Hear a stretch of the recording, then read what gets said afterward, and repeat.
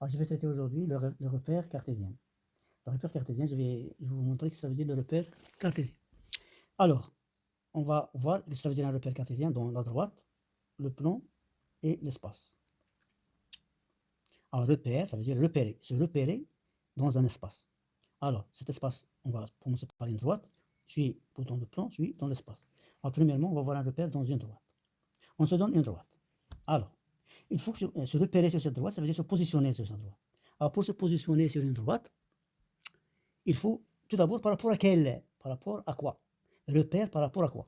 Donc, on va se placer un point. On va choisir par rapport à quel point? Donc, on va choisir un point. Ce point-là, on l'appelle en général O. Je l'appelle R. Pourquoi? On va l'appeler pourquoi O? Parce que c'est une origine. C'est-à-dire, je me positionne par rapport à ce O. Je me trouve à quelle position par rapport à O? Ce O, on l'appelle origine. Alors, premièrement, on va choisir une origine sur la droite. On l'appelle O. Alors, maintenant, est-ce que ce point O suffit pour déterminer toutes les positions, tous les points de la droite? Alors, pour se positionner par rapport à O, il me faut donc choisir une unité de mesure. À quelle distance? Je me trouve à quelle distance de ce O? Ou à quelle distance de ce point? Alors, donc, deuxièmement, on va choisir une unité.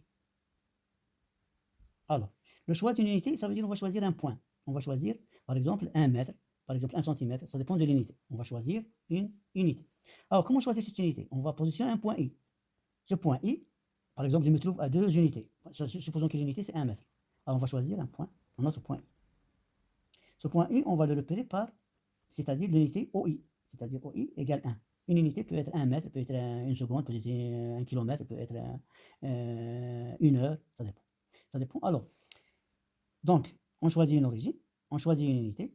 Alors, et on choisit alors, regardez, si je me trouve par exemple à 2 unités, par exemple à 2 mètres de haut, il se peut que je trouve à gauche de haut ou à droite de haut. Donc, il faut choisir un sens. Un sens pour les positifs. Pour les positifs. Ce sens-là, on va l'indiquer par une flèche. De haut vers I. En général, de haut vers I. En général, de haut vers I. De haut vers I. Alors donc, est-ce qu'on peut se positionner? À chaque point correspond à chaque point de la droite. On va se trouver à quelle distance nous sommes à quelle distance de combien d'unités? Combien d'unités par rapport à ce haut? Je suis à combien d'unités? Par exemple, je suis à 3 unités, je veux prendre, je suis à 3 unités, je vais prendre 3 unités et je me trouve en position. À chaque point correspond donc une distance par rapport à haut. Alors, donc 2 points suffisent pour déterminer toute position, tout point de la droite. Comment ça? Donc, le repère d'une droite, pour repérer dans une droite, il nous faut combien de points? O et I. Je note ce repère O et le vecteur OI. Voilà le repère d'une droite. Alors, ce point I, on va lui donner 1 pour unité, et l'origine, on va lui donner 0. Ça veut dire 0 et 1. Le repère, donc, dans les 2 points distincts suffisent de déterminer un repère dans une droite. Alors, si je mets O et I, et là, je fais le sens. Le sens, c'est de O vers I. Donc, il y a une origine, une unité et un sens. Alors, comment écrire? On écrit l'origine et on écrit le vecteur pour indiquer le sens, pour indiquer l'unité et le sens de déplacement.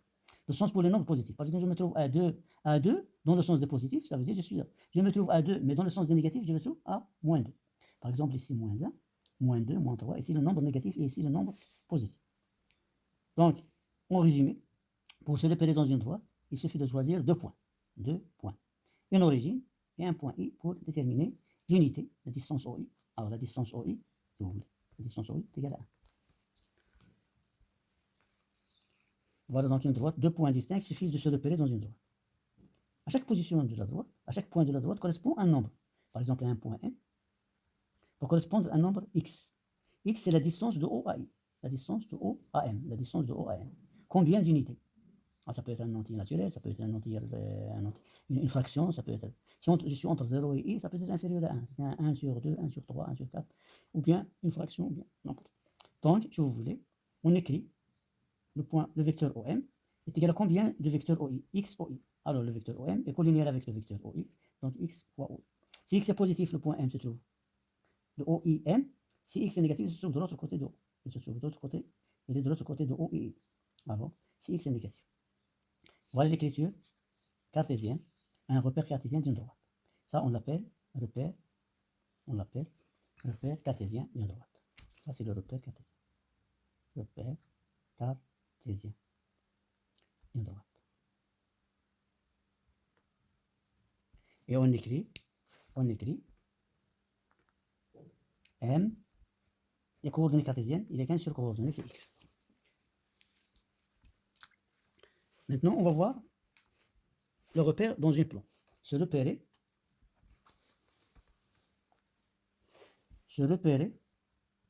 alors si vous voulez, repère dans un plan. Se repère dans un plan. Se repérer dans un plan. Bon. Se repère dans un plan. Voilà, repère dans un plan. Alors, nous avons vu que par rapport à une droite, deux points distincts. Une joue le rôle de l'origine et l'autre nous donne l'unité. Alors, repère dans un plan. Dans un plan, alors vous voyez, remarquons, alors toujours se repérer par rapport à un point. Il faut toujours un repère, il faut toujours une origine. On se donne l'origine. Bon. Alors, comment décrire tous les points du plan? Alors, vous voyez une remarque, on a une infinité de droites qui passe par le point O. Alors, une infinité de droites, regarde. Le point O, il se passe, il y a combien de droites passent par là? Il y a une infinité. Une infinité de droites qui se passent par. Si vous voulez, on peut faire ici beaucoup de droites. Beaucoup de droites ici passent par. C'est-à-dire, on peut même. Voilà, il y a une infinité. Une infinité de droites qui passent par. On peut dire, on peut décrire le plan par un point et une infinité de droites. Et sur chaque droite, on choisit une unité de mesure, un OE. Donc à chaque point, il existe une droite qui passe. Par exemple, si je prends ce point-là, hein, il existe la droite OM.